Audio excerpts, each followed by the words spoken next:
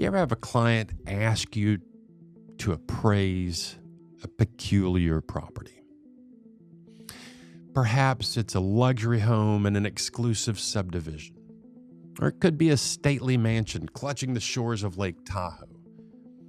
Perhaps you balked, reasoning the task too vexing, too shrouded in befuddlement.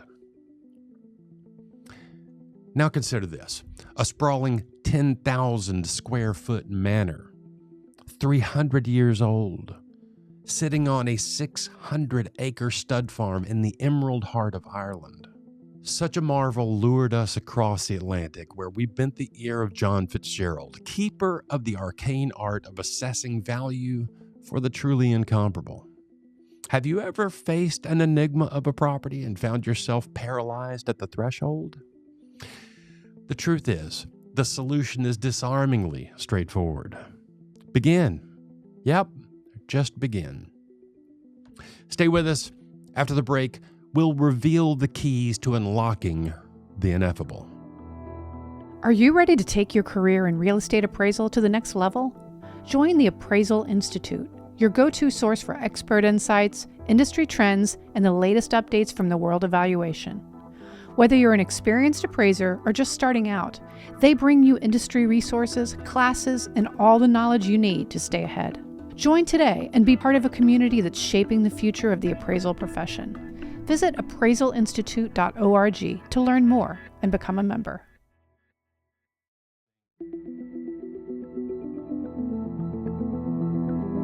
You're listening to the Appraisal Buzzcast with your host, Hal Humphreys.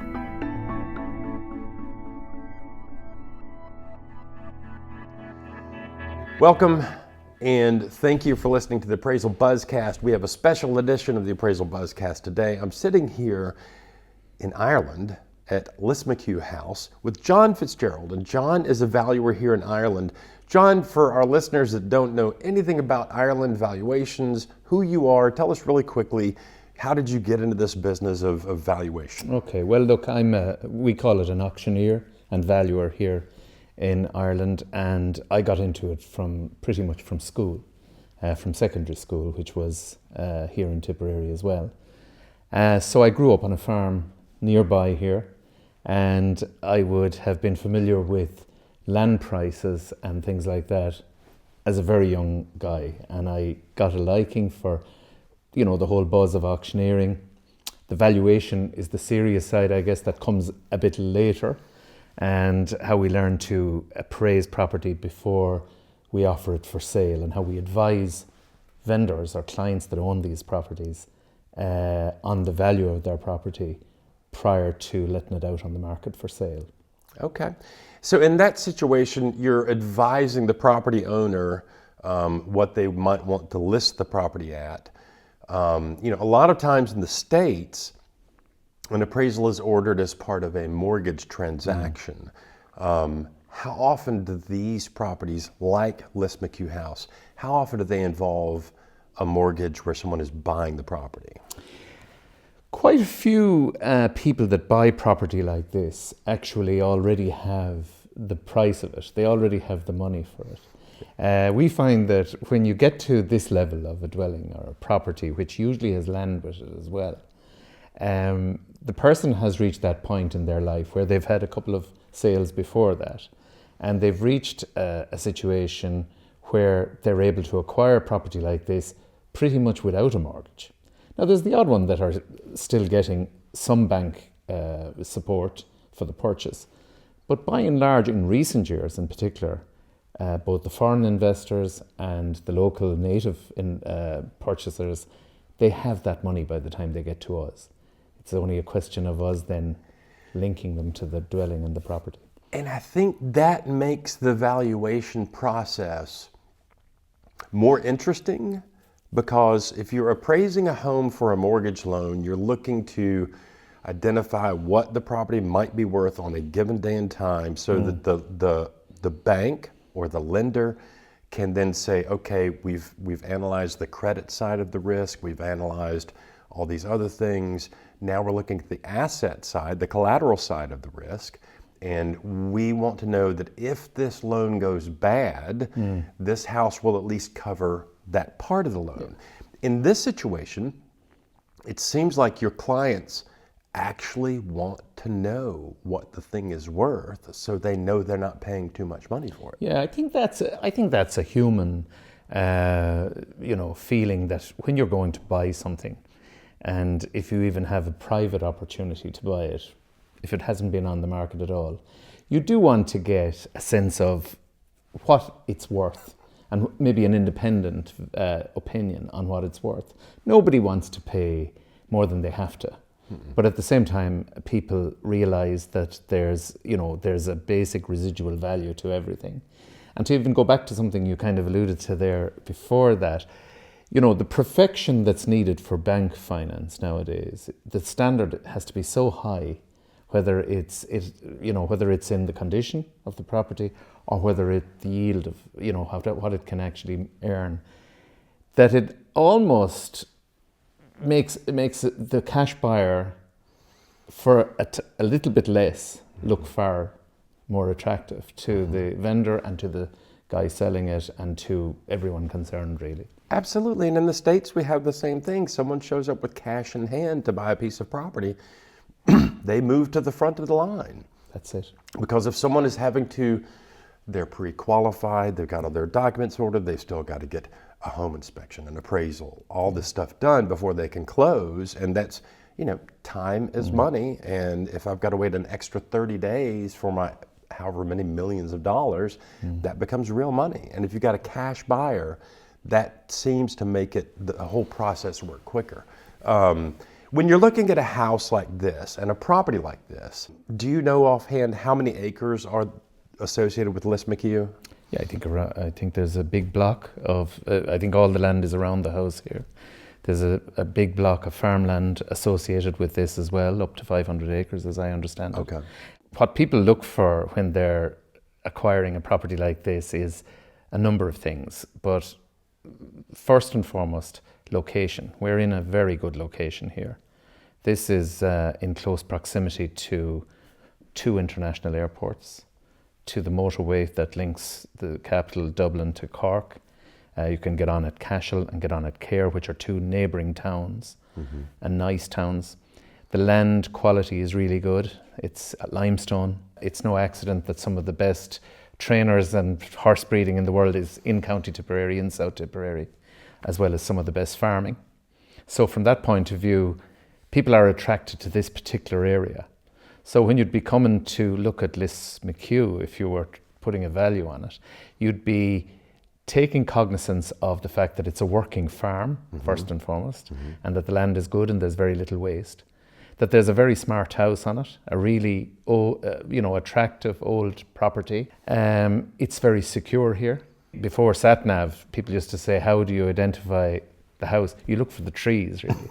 The trees tend to be, you see quite a number of trees around houses there. I think that attracts people in, is the fact that it's set on kind of parkland and nice trees, and it looks well, and the views, as you can see, of the Galtee Mountains here are phenomenal. So, before you get down to the micro of why you buy or why you'd value a property at a set price, I think just the fundamentals are really good in a place like this. Real good land, close to, not in the middle of nowhere, not in the, very much in civilization. Good, smart period property, house on it, so that, buyers from your country who regularly look up the internet for property like this, they would have those key factors: security, location, and the land quality. They'd be looking for those kind of key attributes before they'd even make visit Shannon Airport to come and look at it. Yeah. And last night was our first night to be here. Our friend Sarah is the owner here now, and we've come to visit. And last night, when we put the lights out in the bedroom, I'm looking across, it was so dark. It's like you're in the middle of the country, in the middle of nowhere. It is absolutely stunning. But this morning we get up, hit the highway, Bancha, Tipperary, do our shopping back here in 20 minutes. Yeah. It's an amazing spot. You're never stuck in traffic in this part of Tipperary. You know, it's an extraordinary lifestyle. This is a lifestyle choice. This is a lifestyle choice. Usually coming to people who have done very well for themselves, or have other property and they could acquire in property like this. This is the kind of property that people that have done well in life would see themselves living in. Yeah. And a lot of overseas type of interest and things like that. That's if you were selling. I know they're not selling. Right. But those are the kind of factors that make this so attractive. That they're not in traffic. They're not in a car park on the outskirts of Dublin, trying to get their chores, their day-to-day chores done. Now let me ask you this. You know, in America, if I'm appraising a several $1 million home in the most, I got to be really careful how I say this, the most expensive neighborhood in Nashville, I can log into my local multiple listing service and find all of the sales that have happened just like that. If you're looking for sales for properties like this to use as a comparable, where do you get your data? Essentially, any property that gets sold here in Ireland, either by auction or private treaty, there is a register for the residential side of it that shows year on year what properties have been sold. Mm-hmm. So the very same methodology applies here. We use the comparable evidence of recent transactions for similar type property. Right. So it's very, very simple.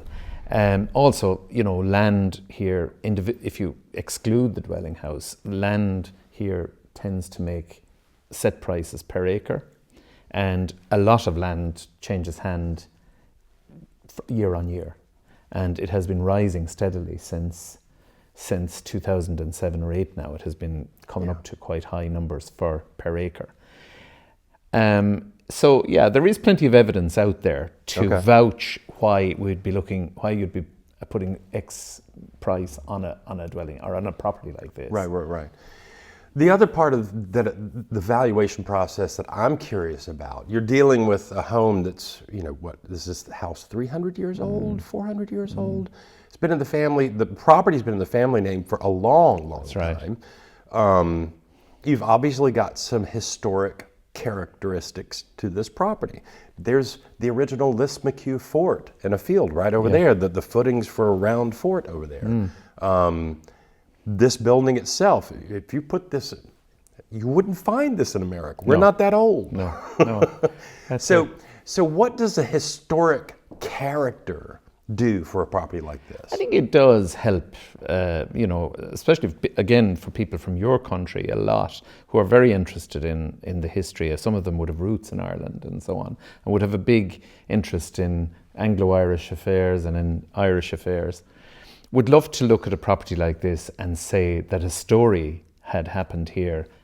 The Baker family, the people that lived here, the veterinary practice that was run out of here, a real service to farmers around here. Right. Through thick and thin, through times when farmers weren't well off, when they were well off, how nice Mr. Baker would have been to the locals, looking after the husbandry of their animals. Mm-hmm. That was so important. Agriculture is huge here in South Tipperary. Like Tipperary would be one of the, in Europe, in a European level, this would be some of the best land in Europe. Would be here in the Shore Valley. Wow. And so for that point of view, the history that goes with a proud house like this, and this is a proud house, the history that goes with that would be hugely important. And like we would put a little into the online or into the even just brochures that you produce for something like this, we would put, of course, a good section of the back history into it. And we'd research that with the owners and with others before we'd proof it, I love it. My father told me years ago, I was probably 14 or 15 years old, he said, every appraisal you do tells the story of the property. And in something like this, you've got a lot to work with to tell a story. You do, because they've tastefully retained a lot of the characteristics they've been very sympathetic in any alterations that took place here have been very sympathetic to the era of this house. Right. And from that point of view, they have been good custodians of the story here. Because if you had a situation where, you know, it was altered not in a nice way, in a vulgar way, or in any, it's not nice to the legacy of this property. It's not a good move. And from a valuation standpoint, could a vulgar addition to the property bring the value down? I think so. I've seen where it has happened. Okay. I think where, you know, when property is brought out for the first time in generations, there's an authenticity to that I think people like. Yeah. I think would-be purchasers like. I think, though, when a property is brought out having been, I hate the word, but haven't been, you know, updated. Haven't been, you know, not, you know, changing windows for PVC, not keeping in with its Georgian heritage. That does not do good for the selling price. And it's amazing, very small modifications can actually rain havoc on a property like that. Here we see that it's pretty much it's been the same as it was, but with maintenance 100 years later, 200 years later. Yeah. You know. And looking through the house, you know, I'm noticing the old sash windows. I'm assuming there are sash weights down in there to help the rise and lower. There's not a hint of PVC or metal triple glazing in the windows. No. It has that authentic feel. Here's a question. There are some modifications that can be made that make a home more efficient, retain heat better, those kind of things.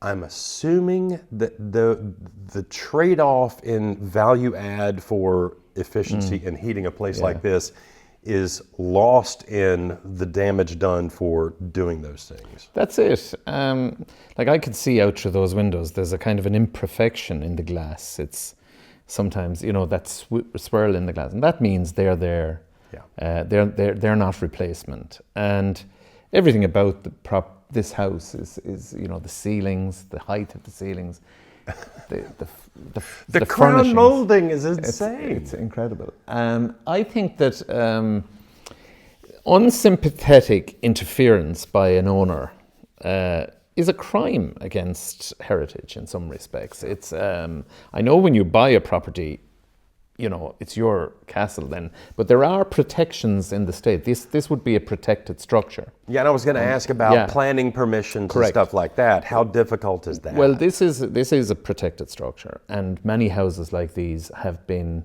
included in the protected structures of Ireland, and they're listed by the planners here in Tipperary so if you want to alter anything here, you have to submit a plan to the local planning authority here to say what you're proposing to do, and a conservation planner would come out to instruct you on, well, advise you, but before granting permission, would want to hear from your own conservation architect what you're planning to do. Right. So I think there are protections there that now there's nothing to stop somebody doing something unknowns to that, but that's a breach of the law. Yeah, and they could get in trouble for that. Absolutely. So looking at, you know, walking through the house, and we'll see this later on in the podcast, but there are some drawings of the house on the wall that show an addition out the back, and I was asking Sarah, I said, what is that? And she said, oh, that's the ballroom that was never built. I'm assuming from a planning perspective, if you had an original set of plans that had a room like that drawn originally, it was intended originally, but just never followed through on, would that be easier to get through the planning process? I think so, yeah. I think if there was something on the original plans that hadn't been constructed, I think the planners here are sensible. They're not unreasonable. No, they're not, no. And I think they would look at it in a way that would, you know, bring the full story to bear. And that's what she was alluding to, that it never got built. So I don't think there would be any big hubbub about that. Okay. Going back to sales of other properties, You know, a lot of times appraisers in the States will spend a good bit of time on the telephone talking to buyers and sellers, verifying the information they find at the courthouse, maybe teasing out some other details about the transaction. Is that same kind of verification process used here? Do you guys spend time on the phone with folks? Yeah, we spend a lot of time. Typically, if we got, our practice in Clonmel sells a good deal of land, a good deal of very normal houses, we'll say, from day to day sales, which you don't sell property like this week on week or even every couple of months or anything like that. So these are the unique ones. So you're on the phone explaining to would-be purchasers everything about it, but you would have asked the solicitor for the vendors, for the owners of this, to prepare a legal pack which would set out pretty much everything. Okay. And it would have that legal pack could be emailed, and it would cover other aspects other than the title of the property. It would cover, like what you just said, recent planning permissions, whether or not they were granted or not, Irish water, all the utilities that come into a property like this, boundaries, parts of the structure that are protected, or is everything protected? Is the front gate protected? Is the gate lodge protected? So all these little things have to be set out in that information. And then I'm assuming the way these farms are all kind of tucked in right next to each other, I know Lismacue goes over to a certain point over there, and then there's another farm that butts up to it. Do we have to deal with easement issues, access across properties, those kind of things? Yeah, I don't think this property has too many burdens. I don't know for sure because we're not selling this. But if those things existed, we would highlight those things to anyone that would be coming, because people aren't silly. They will get their own solicitors to look over the contracts before they sign, and so all these things come out in the wash. Yeah, and we find that if you actually don't have them asking you, but you set it out first. Get out in front. When you're explaining your losing, as you know, and we generally try to have all the information in an out there position before we even press the button to go live on the World Wide Web. Okay, all right. And then my last question for you is, when you're dealing with, so I grew up on a farm as well. The farm I grew up on was a dirt farm in West Tennessee, cotton, soybeans, crop rotation, that kind of business. I did not grow up on a working farm for animals of any type. Right. This, as you've said earlier, is known throughout the world as one of the places where thoroughbreds are born, this part of Ireland. A working farm such as Lismacue stud, how do you go about valuing something like that? Well, at the end of the day, this is farmland, so it's versatile. It can be used for the production of beef, crops. You can milk cows off it, or you can breed some of the best race horses in the world, or breeding stock mares and so on. So it really doesn't matter what you end up doing on the land. Okay. It really doesn't matter. What's here currently is a mixture of, they run cattle here, but there's a lot of horses here, there's some tillage here. So you'll find in Ireland there's a lot of mixed use. Okay. You don't get as much of that just, Kansas or whatever, right. where the whole prairie is one particular item, whether it be maize or monoculture. Yeah. You find here and this land lends itself to multiple use. Now Tipperary, which you asked me about, look, we're very lucky because not alone do we have some of the best dairying and beef and tillage farms, but we have a multi-million-pound bloodstock industry thrown in for good measure. That's Coolmore stud. But not everybody is in that league when it comes to farming. The vast majority of the farms throughout Tipperary are family farms, where people on a day-to-day basis sell their produce and get paid for it. But we're just lucky that the land is good enough for all those usages. So, I love it. So John, we've talked about the unique characteristics of this house. And look, this is a unique property. There are countless unique properties around Ireland that are not the same, but similar situations, right? Let's take a little stroll outside. Yeah. And if you don't mind, point out some of the characteristics of this place that set it apart.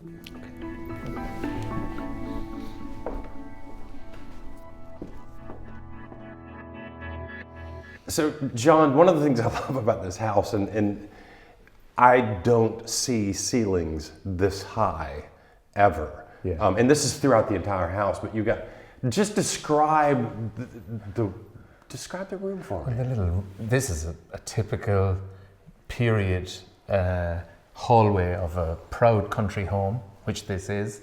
And as you can see, all the detail in the cornices and around the sides, the rose finishes. It's just an exquisite house. There's no doubt. And you get that impression from the minute you enter the hall door. Yeah, and the scale of it.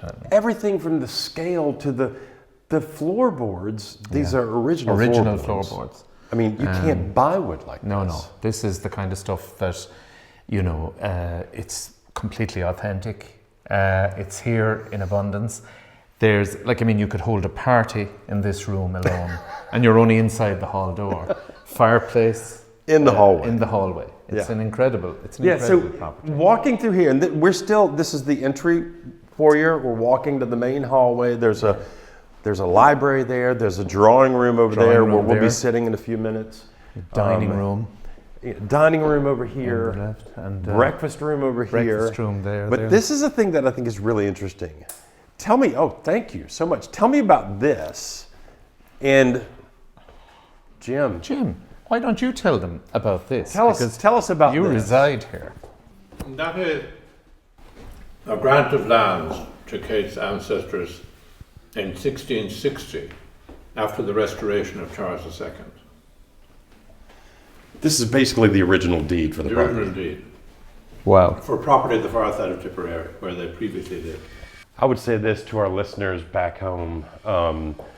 I dare you to find a deed that is anywhere near this cool. It comes with its own badges. It has seals. The seal of Charles II, the Duke of Ormond, and I think it's a Baker ancestor in 1660. That is astonishing. Is it written in Latin or It's written English? in Old English? Old English, Yeah. I have the translation, or the updated version. I love it.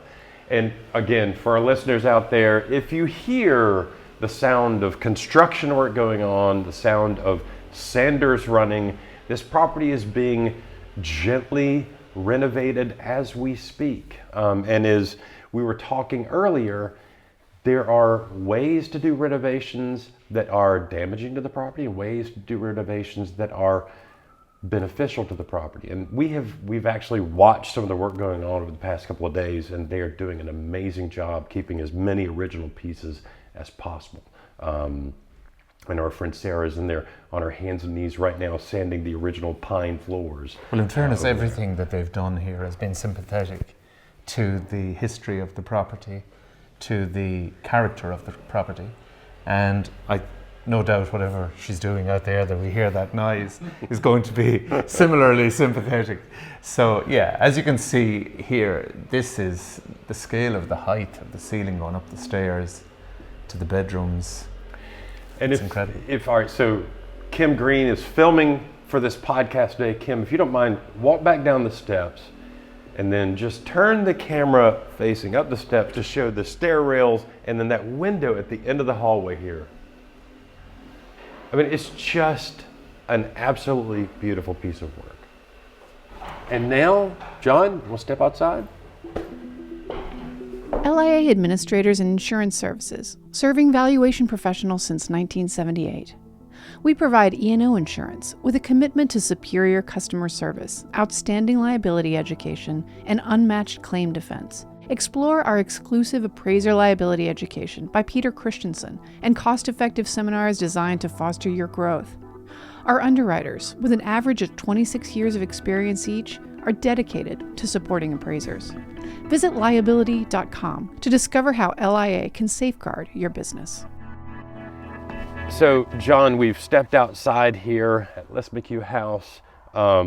Just real quickly, point out some of the features of this house that set it apart as a historically significant older estate home. Well, these pillars to the very front and the battlements on the very top roof of the house, together with this cut stone, pre-area before you go into the main hall. And this is all stone. This is stone. That's cut stone, yeah. Cut stone. Cut stone, yeah. And built back in the day without the benefit of the kind of equipment, obviously, that is there now. So this would have been all handled by the workmen that did this job centuries ago. Would they quarry this off-site or very nearby? There would have been quarries in the locality because this is a limestone locality. The land here tends to have a limestone base to it. So, all this would be local stone. Okay. And the steps, and the pillars, and the balcony going up to the very top. It's an incredible feat of engineering back in a time when it was tricky to say the least. To say the least. To build and it's set on a site here, a nice site looking out over the parkland. Stud railed and parkland of trees, sycamores, beeches, lime trees, dotted around, which that's what we call parkland. It's typical of what would be in front of a house of this nature in Ireland. And the views, as you see, of the Galtee Mountains. They're the Galtee Mountains. They're a range of mountains that formed between Cork and Tipperary, the counties Cork and Tipperary. So on the other side of them, you'd have Mitchelstown in County Cork. Here we're on the Bancha side of it. The highest peak there being Galtee Moor. That's Galtee right Moor. There. Yeah, okay. And that's one of the highest peaks in the country. In Kerry there are higher peaks than that, but that's one of the highest in the country. So there's absolutely panoramic views of that. The village right beside Lismacue here is called Bancha. The nearest town, take your pick, Tipperary town is about 6 miles away. Cahir is about 6 or 7 miles away. Okay. Cahir is another old historic town with a castle on the river shore there. Water is also a very important thing when people are choosing a property. People quite like to be close to a river. Yeah, absolutely. The River Suir is nearby, and that the Ara is another river nearby. These are the river. That's very important from the point of view of these country homes. People tend to link those kind of natural resources with the placement of a country home like this. Okay. But it is a spectacular spot. As I say, we're about an hour and 20 minutes from the city of Cork, where there's an international airport, and about the same from Shannon Airport, which is, it has pre-clearance there for the United States, which is really handy for your countrymen and women to come to Ireland. And Limerick City is about 7 or 8 miles from Shannon Airport. Okay. So you're as I said to you earlier, you're in the hub of civilization here.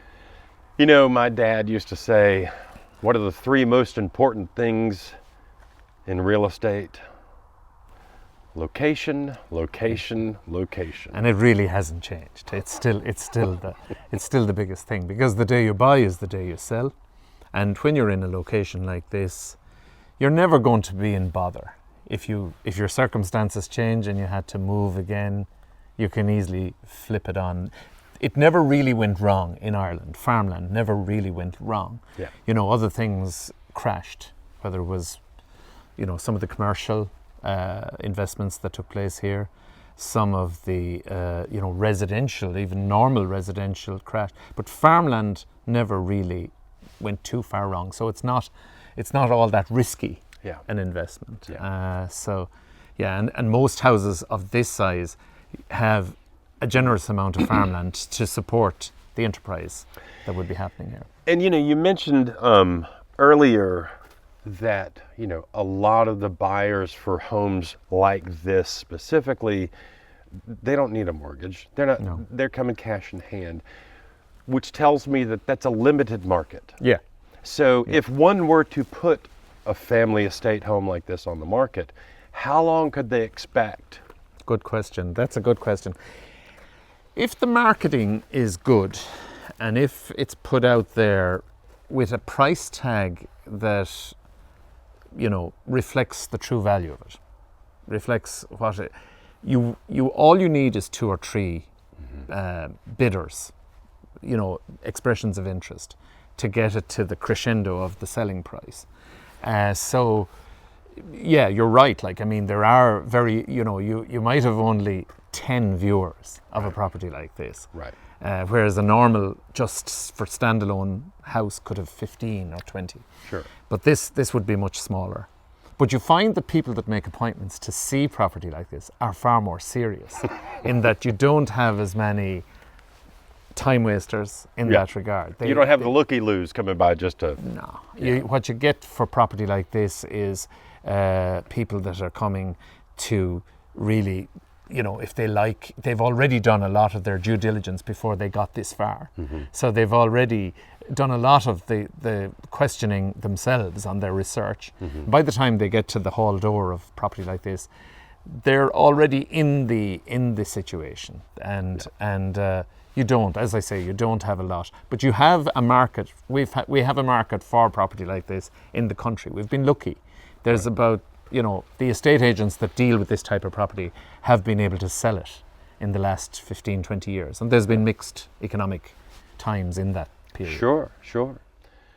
Well, John FitzGerald, again, thank you for taking the time to be here with us. I cannot thank you enough for your time and your expertise. A pleasure, Hal. Absolute pleasure to have you in Tipperary. And, you know, I hope it's not the last time we'll see you around. I know it's your first time in Ireland. It is our first time. It will not be our last. We have That's had good such to a good hear. time. So thank you Great to hear. again. Thank you. All the best.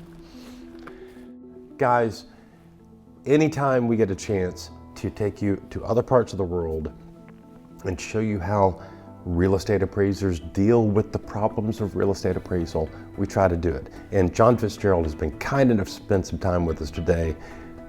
I'm Hal Humphreys, and that is your Appraisal Buzz for this week.